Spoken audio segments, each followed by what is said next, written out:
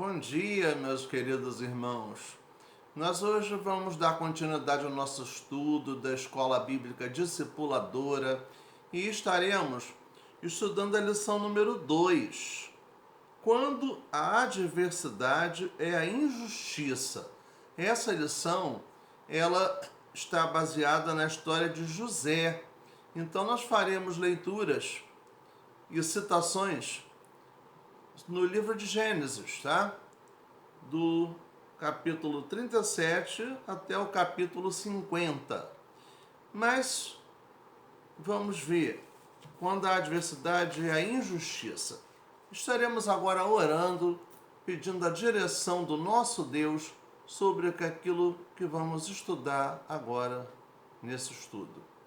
Pai querido, nós te pedimos pela tua graça, pela tua bênção, pelo teu poder, sobre o que aqui iremos fazer. Meu Deus, tem misericórdia de nós, guarda-nos, ó Pai, orienta-nos, Senhor, dá-nos sabedoria na condução desse estudo. Meu Deus, usa a minha vida, a minha boca, o meu intelecto, Senhor, para poder falar da tua palavra, meu Deus, para que possa ser um instrumento teu. E, ó Deus, também te pedimos, Senhor, que tu possas instruir e fazer com que todos aqueles que estarão vendo e ouvindo esta aula, meu Deus, possam ser também abençoados, possam crescer na tua graça e no teu conhecimento. Toma a direção, meu Deus, de tudo quanto vai ser feito aqui, Senhor. Que o teu Espírito Santo, Pai, tenha total controle de toda essa aula, meu Deus. Em nome de Jesus. Amém. Bem, quando a adversidade é a injustiça. E o que significa então injustiça? Injustiça, nós podemos dizer que seria a falta de justiça, ou a ausência de justiça. Ou então, podemos dizer também, de acordo com a Bíblia, é quando as coisas não andam segundo a vontade de Deus.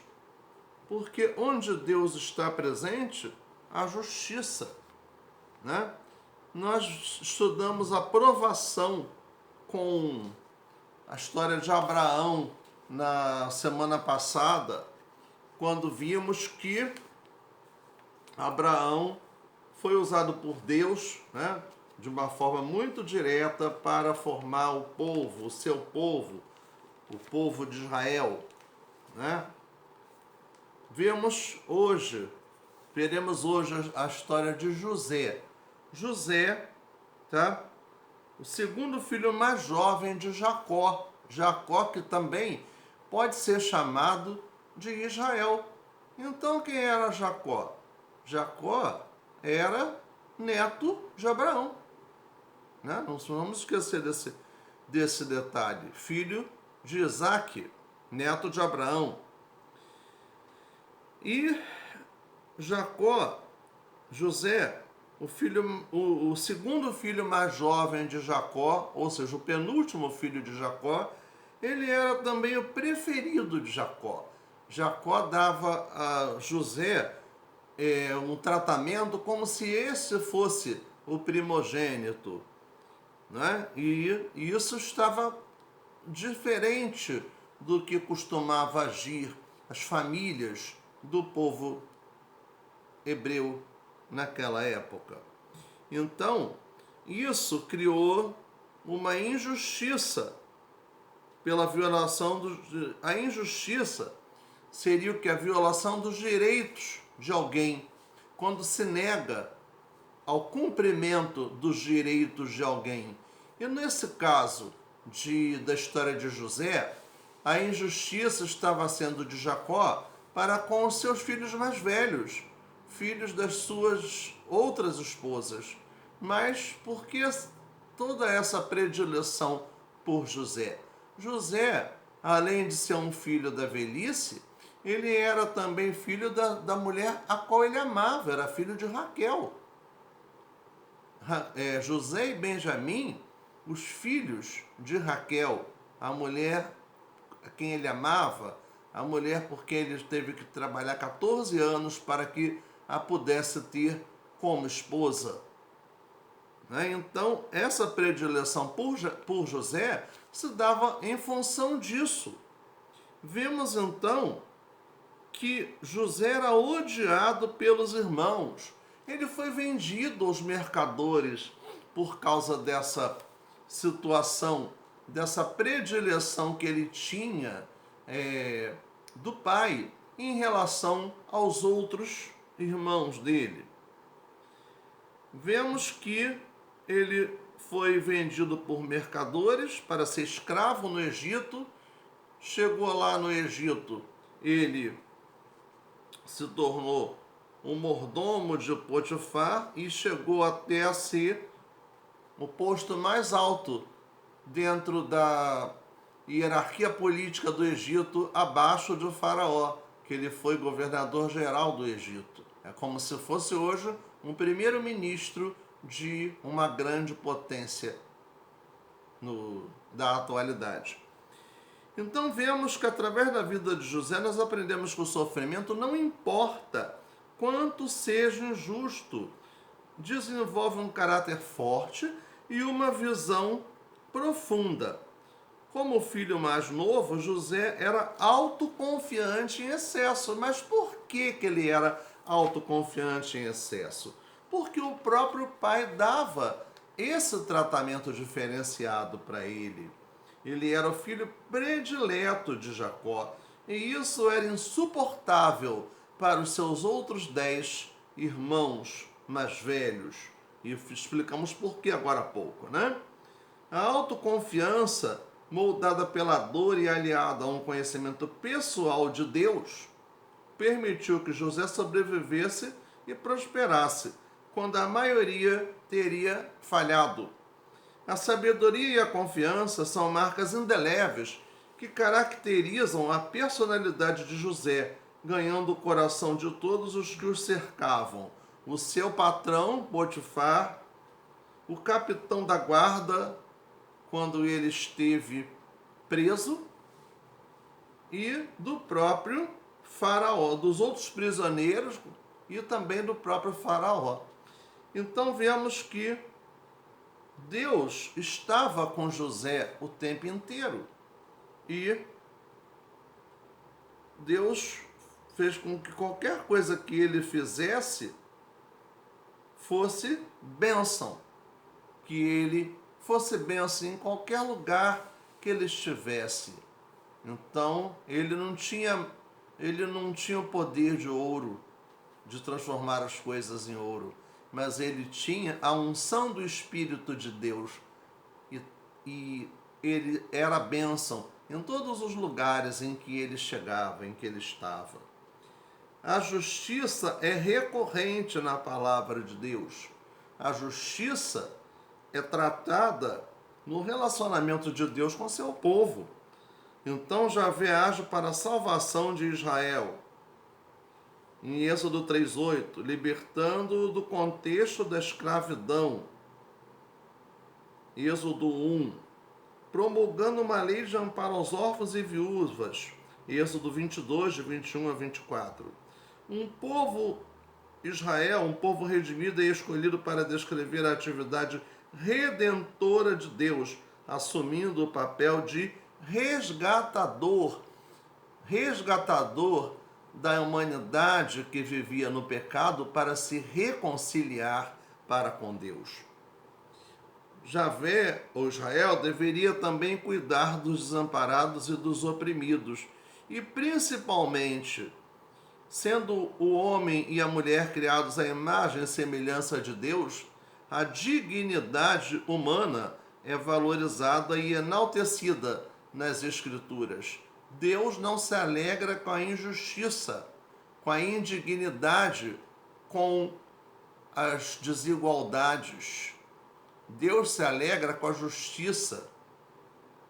Então, vemos que a injustiça era uma constante na vida de José. José foi injustiçado pela sua família, no caso, seus irmãos. Ele foi injustiçado no trabalho, quando a mulher de Potifar o acusou de adultério. Foi injustiçado dentre os prisioneiros, mas ele teve a justiça e foi honrado diante do faraó, o rei do Egito, a principal autoridade política da maior nação, da potência mais poderosa do mundo naquela época, que era o Egito. Então, apesar dele ter sofrido muitas injustiças, ele teve a justiça. Deus não o desamparou. Lá em Gênesis capítulo 37, nos fala claramente a história de José, a partir do versículo 1. E Jacó habitou na terra das peregrinações de seu pai, na terra de Canaã. No versículo 3, Israel, Jacó, amava José mais do que a todos os seus filhos, porque era o filho da sua velhice, e fez-lhe uma túnica de várias cores. Vendo, pois, seus irmãos que seu pai o amava mais do que a todos os seus irmãos, aborreceram-no e não podiam falar com ele pacificamente. Ou seja, eles ficaram com raiva de José. Uma coisa que não é certa, né? Mas um sentimento humano aflorou. Eles ali se comportaram na carne. O item 5, no versículo 5. Sonhou também José um sonho que contou aos seus irmãos, por isso o aborreciam ainda mais. E disse-lhes: ouvi, peço-vos este sonho que tenho sonhado. E eis que estávamos atando molhos no meio do campo, e eis que o meu molho se levantava e também ficava em pé, e eis que os vossos molhos o rodeavam e se inclinavam ao meu molho. Então lhe disseram seus irmãos: tu, pois, deveras reinarás sobre nós? Tu deveras terás domínio sobre nós?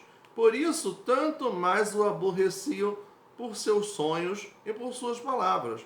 E ainda sonhou um outro sonho, e o contou a seus irmãos e disse: eis que ainda sonhei um sonho, e eis que o sol e a lua e 11 estrelas se inclinavam a mim. Quem são essas 11 estrelas? Os seus irmãos. E contando a seu pai e a seus irmãos, repreendeu o seu pai e disse-lhe: que sonho é este que sonhaste? Porventura, viramos eu e tua mãe e teus irmãos a inclinar-nos perante ti em terra? Seus irmãos, pois, o invejavam. Seu pai, porém, guardava este negócio no seu coração. No versículo 13 nos diz: disse, pois, Jacó a José: não apacentam os teus irmãos junto de Siquém? Vem e enviar-te-ei a eles. E ele lhes disse: eis-me aqui. No versículo 17: e disse aquele varão: foram-se daqui porque ouvi-lhes dizer: vamos a Dotã. José, pois, seguiu seus irmãos e achou-os em Dotã. E viram-no de longe, e antes que chegasse a eles, conspiraram contra ele para o matarem. E disseram uns aos outros: eis, lá vem o sonhador mor. Vinde, pois, agora, e matemo-lo, e lancemo-lo numa destas covas. E diremos: uma besta fera o comeu, e veremos que será dos seus sonhos. E ouvindo-o Rúben, livrou-o das suas mãos e disse: não lhe tiremos a vida. Também disse-lhe Rúben: não derrameis sangue, lançai-o nesta cova, que está no deserto.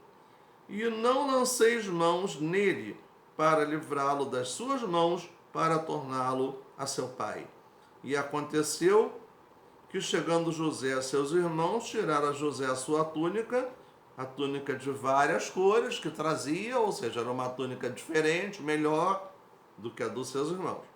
E tomaram-no e lançaram na cova. Porém, a cova estava vazia e não havia água. Então Judá disse aos seus irmãos, versículo 26, que proveito haverá em que matemos o nosso irmão e escondamos a sua morte? Vinde e vendamo-lo a estes ismaelitas, e não seja a nossa mão sobre ele, porque ele é nosso irmão, nossa carne. E seus irmãos obedeceram. Tá? E depois de tê-lo vendido aos mercadores ismaelitas, ou árabes, né? Pegaram a sua túnica, mancharam com sangue de um animal e inventaram para o seu pai que ele tinha morrido. Bem, e vemos aí o desenrolar da história de José. Nós faremos uma outra leitura daqui a pouco, mais à frente. No item 1, injustiçado na família. Justamente o que se baseia nessa leitura de Gênesis 37, do 1 ao 36. Então, essa túnica que José estava era uma vestimenta típica de todos os homens daquela época. A túnica era uma indumentária normal, costumeira, túnica ou manto. E elas eram usadas para aquecer o corpo, para carregar pertences em uma viagem ou até para servir como seguro de um empréstimo. As túnicas iam normalmente até os joelhos e eram de manga curta. Porém, a túnica de José ia até o tornozelo e era de mangas longas. Um tipo de túnica que só era usada por membros da realeza, por pessoas que tinham uma situação financeira bem melhor. E isso demonstra o cuidado especial de Jacó para com José, o chamado favoritismo familiar, o que foi um agravante nas injustiças cometidas por seus irmãos contra ele. José foi vendido então pelos seus irmãos a os mercadores. Foi para o Egito, no Egito virou então escravo no Egito e foi para casa ser escravo na casa de Potifar. A família é uma instituição sagrada para Israel e de igual modo também para os cristãos. No contexto do povo de Israel naquela época, ter uma família produtiva, a felicidade era caracterizada por ter uma esposa fiel, filhos ao redor da mesa. Isso era a família produtiva, a família feliz, no contexto do povo de Israel na época de José. Agora, o favoritismo em família pode criar inimizade entre os irmãos, sendo fonte de estresse para todos os membros, como ocorrera na família de Jacó. Então esse favoritismo, a escolha pelos pais de um dos filhos em detrimento de outros, gera ciúmes, gera dificuldades, não é uma coisa boa, não é uma atitude que deva ser posta em prática, porque pode ser até involuntariamente, mas quem o faz acaba cometendo a injustiça para com aqueles que não são os prediletos. No item 2, injustiçado no trabalho. Aí, essa segunda parte da lição está no capítulo 39, de 1 a 19. E José foi levado ao Egito a Potifar, capitão da guarda de Faraó, varão egípcio, comprou da mão dos ismaelitas que o tinham levado lá. E o Senhor estava com José, e foi varão próspero, e estava na casa de seu senhor egípcio. Então ele foi ser escravo na casa de Potifar, capitão da guarda de Faraó. Bem, o Egito, a grande potência do mundo naquela época, vivia um quadro de injustiça social, de desigualdades socioeconômicas enorme, muito semelhante ao que nós vivemos hoje, tanto no nosso país quanto em grande parte do nosso planeta. Então as pessoas ricas eram extremamente ricas e as pobres eram absurdamente pobres. Quase não havia o meio termo, ou o que chamamos hoje de classe média. José encontrou-se servindo a Potifar, um rico oficial de Faraó, e as famílias ricas tinham casas bonitas, grandes, luxuosas, confortáveis. Nesse contexto, José foi absurdamente injustiçado. Por quem? Pela esposa de Potifar. José passou a ter acesso a todas as coisas, a tudo que tinha na casa de Potifar. O único acesso que Potifar não deu a ele foi a relacionamentos com a sua esposa. E foi exatamente o que ela quis. Ela quis ter um relacionamento sexual com ele. E ele, com temor a Deus, ele não cedeu às pressões dela. Ele recusou. Diferente de seus irmãos que agiram sem integridade, agiram de forma desonesta, ele agiu honestamente com a integridade devida. Porque ele estava diante do Senhor, do seu patrão, Potifar? Não, mas estava diante do Senhor Deus. E ele foi fiel a Deus. E ele não usa o poder como oportunidade para pecar. Só que José, em função disso, ele foi difamado. E mesmo sendo difamado, ele permaneceu fiel. Então o que a esposa de Potifar fez?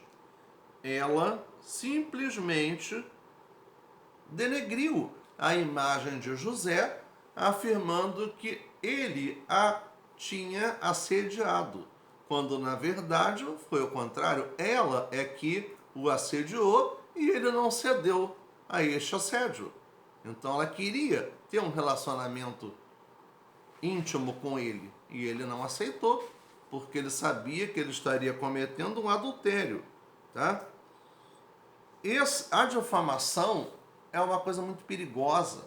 A difamação consiste em denegrir a imagem de uma pessoa, atentar contra a dignidade humana, contra o caráter, contra a moral das pessoas. E isso trouxe sérios prejuízos a ele, como qualquer um de nós, se estivéssemos vivendo tal situação, também seríamos alvos de uma injustiça. Também estaríamos tendo a nossa imagem denegrida.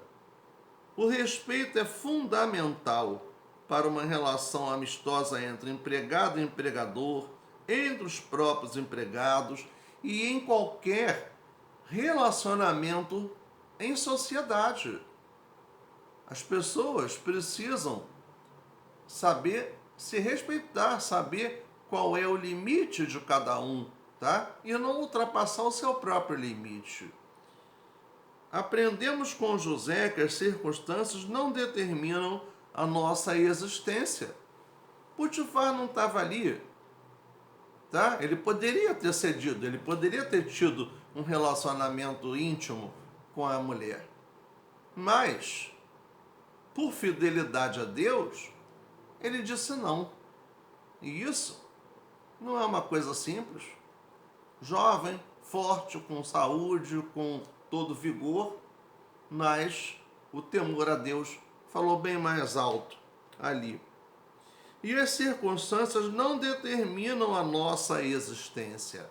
Sim, a circunstância me levou a fazer uma coisa errada. Porque se o nosso coração estiver em Deus e as nossas intenções forem puras, nós seremos capazes de administrar as frustrações e redirecionar a vida. Pois assim como o Senhor esteve com José, ele prometeu estar conosco também, lá em Mateus 18, e eis que estarei convosco todos os dias, até a consumação dos séculos. A presença de Cristo não é assegurada sem que lhe sejamos fielmente obedientes. José demonstrou total confiança em Deus, apesar das tentações e das injustiças. Nós podemos estar com esse sucesso na nossa vida, no nosso ministério, na nossa liderança, se como José estivermos comprometidos com Deus. Entretanto, as definições de Deus para o sucesso não são necessariamente as mesmas que as nossas, né? Então, a gente tem que ter isso em mente, buscar em Deus as respostas, orando, estudando a Bíblia, tendo uma vida devocional, uma comunhão maior com o Senhor. E não estamos livres de passarmos por tentações, não estamos livres de sermos injustiçados. Podemos passar a mesma situação vivida ali por José.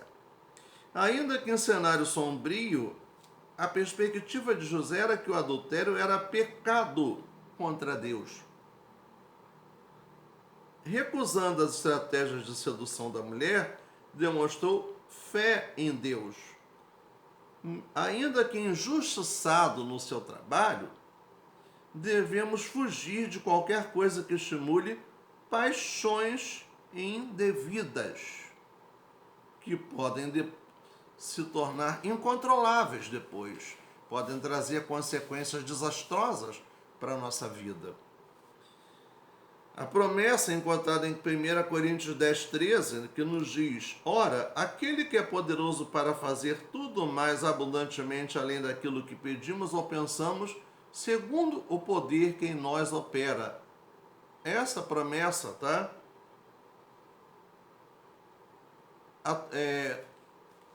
Atuou na vida de José, garantindo sucesso em circunstância não adversa. Claro, ele viveu muito antes disso, né? Mas a citação aqui desses trechos do Novo Testamento é uma justificativa para a nossa fidelidade a Deus. No item 3, injustiçado e esquecido na prisão. Aí vai de Gênesis 39, 19 até Gênesis 40. 3, 8, 23, 41, 1, 14, 38, 39 e 44. Então são vários trechos que a autora dessa lição se baseou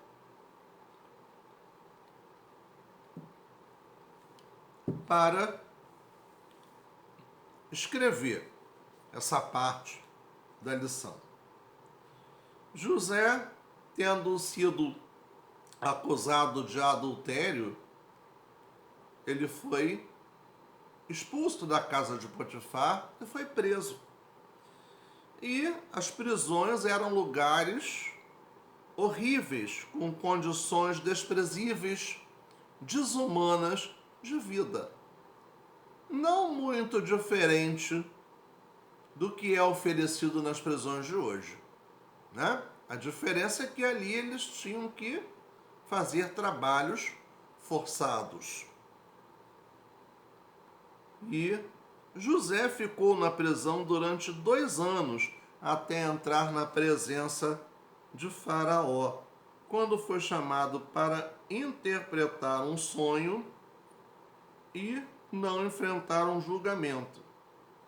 Agora, como José se posicionou lá na cadeia? Será que José viveu murmurando, reclamando da vida, desconjurando Deus?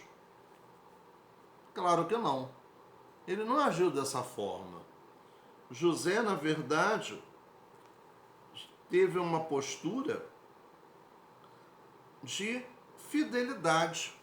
O sofrimento que ele viveu ali serviu de uma forma pedagógica, de uma forma didática, para que ele levasse em conta que aquilo ali estava levando a aprender, a crescer na graça e no conhecimento de Deus.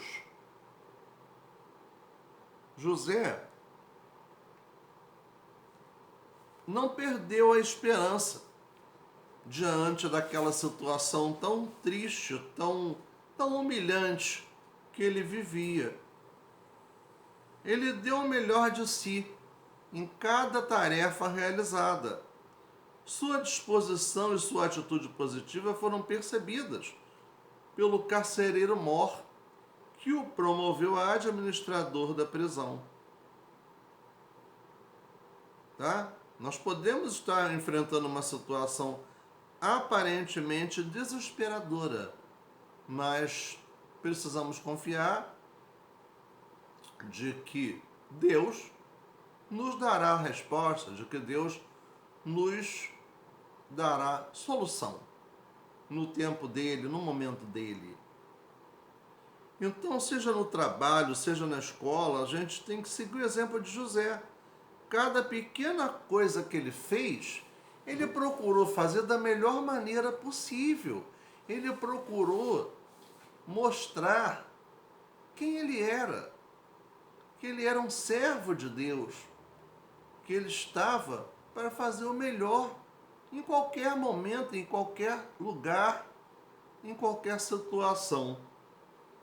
O Senhor vê os nossos esforços e pode reverter até as piores situações que estivermos vivendo, como fez com José nessa passagem bíblica tão conhecida de todos nós.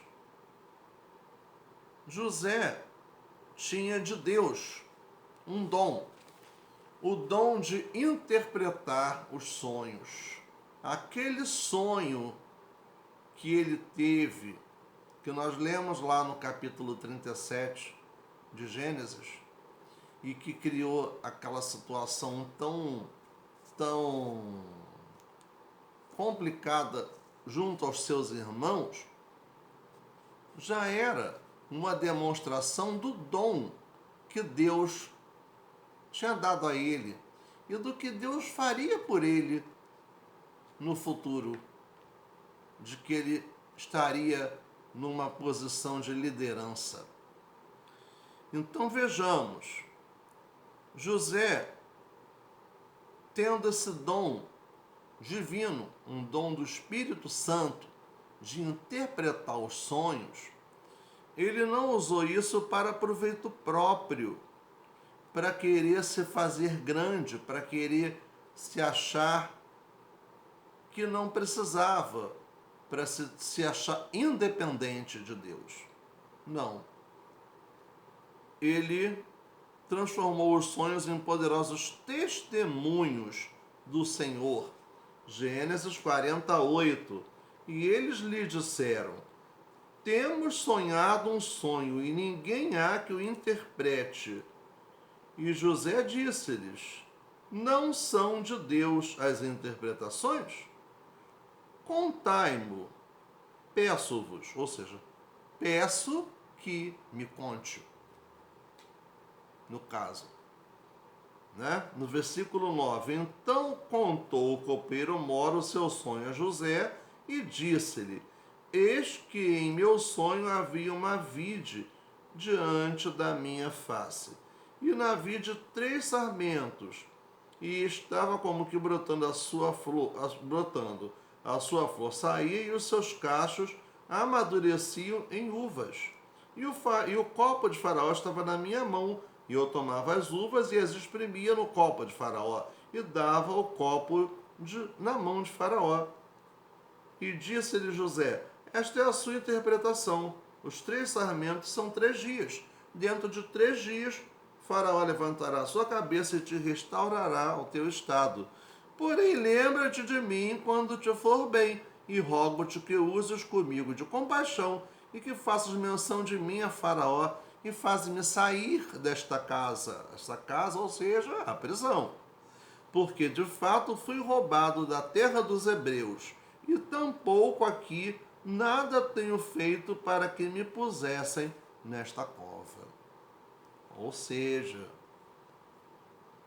ali ele estava injustamente dentro daquela prisão, né? Só que esse copeiro foi chamado, sim, por Faraó e voltou, reassumiu o seu posto. E o outro foi também libertado, mas para a morte. Só que, estando lá, ele não lembrou-se de José, ele não chamou José. Então vemos, as nossas oportunidades mais importantes podem ocorrer quando menos esperamos, ou seja, nos momentos mais estranhos, mais absurdos possíveis, porque as coisas de Deus são explicadas pelo próprio Deus. Né? Não é, são mistérios de Deus. Mistério é uma coisa que se revela no momento certo que Deus quer que seja revelado. Ele não foi avisado de que seria subitamente tirado da prisão e questionado pelo rei. Ainda assim, José estava com Deus. José assegurou-se de dar todo o crédito a Deus. Gênesis 41, 16. Tomar a honra para nós é uma forma de roubar a cena de Deus. Faraó reconhece que José era um homem em quem havia o Espírito Santo de Deus. As pessoas precisam ver Deus em nós, em nossas ações, em nossas palavras e em nossos sábios conselhos. José rapidamente chegou ao topo dos muros da prisão, de lá dos muros da prisão até o que? Ao palácio de Faraó. Gênesis 41, de 39 a 44. Porque José interpretou o sonho de Faraó, que ninguém conseguia fazer essa interpretação. E por que isso? Para a glória de Deus. Não para a glória dele, mas para a glória de Deus. Tá? Então, o treinamento, aquelas situações todas, para ele foram um treinamento.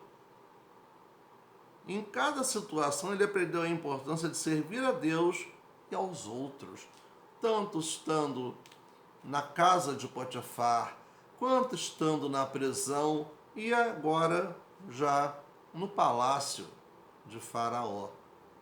O homem mais importante, a autoridade política mais importante do mundo daquela época. Honrado por Deus em todas as adversidades. Isso aí é o item 4. Honrado por Deus em todas as adversidades. Isso está em Gênesis 45 até Gênesis 50.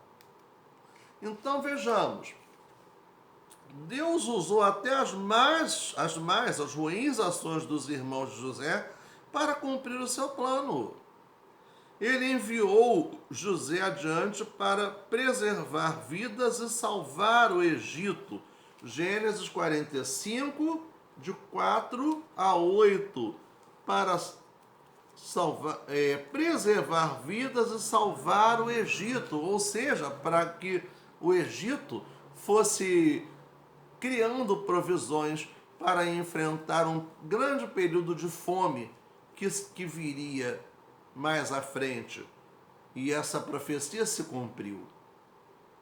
Deus é soberano. Os planos de Deus não são ditados por ações humanas.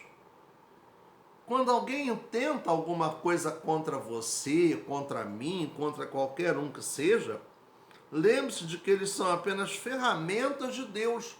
Deus está usando essas pessoas para nos provar, para que a gente possa, a partir dali, aumentar a nossa fé, depender mais dele, buscá-lo mais, ter uma vida de oração, ter uma vida de estudo da palavra, de maior fidelidade para com ele. Como disse José a seus irmãos, vós bem intentastes mal contra mim, porém Deus o tornou em bem, para fazer como se vê neste dia, para conservar em vida a um povo grande. Isso está em Gênesis, capítulo 50, versículo 20. José foi rejeitado, sequestrado, escravizado e aprisionado. Embora seus irmãos tivessem sido infiéis para com ele, José, de forma graciosa, perdoou os pecados dos seus irmãos e compartilhou a sua propriedade. Então foi um perdão incondicional, uma demonstração de como Deus nos perdoa e nos cobre de bondade, ainda que tenhamos pecado contra Ele. Se lhe pedirmos, alcançaremos o mesmo perdão e as mesmas bênçãos. Segundo 1 João 1,9. Se confessarmos os nossos pecados, Ele é fiel e justo para nos perdoar os pecados e nos purificar de toda a injustiça. José tinha provado ser um conselheiro confiável do faraó. Gênesis 55. Privilégios e liberdade frequentemente são resultado do quanto demonstramos quanto nós somos confiáveis. Então, o que vai mostrar o quanto nós somos confiáveis? São as nossas ações, as nossas atitudes, as nossas palavras, a demonstração de que Deus dirige a nossa vida, de que vivemos os valores de Deus, os valores cristãos, no nosso dia a dia. Aproveite cada oportunidade para provar que você é confiável, até nos detalhes. Confiabilidade tem a ver com fidelidade. O pai Jacó, agora que o pai Jacó, o Israel, estava morto, os irmãos temiam a vingança. Poderia José realmente tê-los perdoado por ter sido vendido por eles como escravo? José não só os perdoou, mas também lhes assegurou que cuidaria deles e de suas famílias. José concedeu aos seus irmãos um perdão completo, exatamente como o perdão que Deus concede a nós, quando nós confessamos e nos arrependemos dos nossos pecados. Ele não tinha dúvidas. José morreu com 110 anos de idade. E ele não tinha dúvida de que Deus manteria sua promessa e um dia conduziria os israelitas de volta para a sua pátria.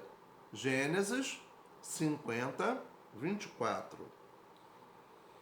O segredo desse tipo de fé é uma vida inteira de confiança em Deus, mesmo que a adversidade e a injustiça, mesmo quando a adversidade e a injustiça, o amor de Deus prevalece. Ou seja, quando a adversidade que estamos vivendo é a injustiça, quando nós não somos reconhecidos naquilo que nós fizemos, quando nós somos acusados de forma falsa daquilo que nós não fizemos, o amor de Deus prevalece e a verdade sempre vem à tona, porque nada está encoberto diante de Deus. A injustiça está presente na nossa sociedade, está presente no nosso país, mas não deve estar presente na nossa vida. Não é fácil, mas precisamos procurar incorporar esse hábito, irmãos, de viver de forma justa, de não nos alegrarmos com a injustiça, mas nos alegrarmos sim com a verdade.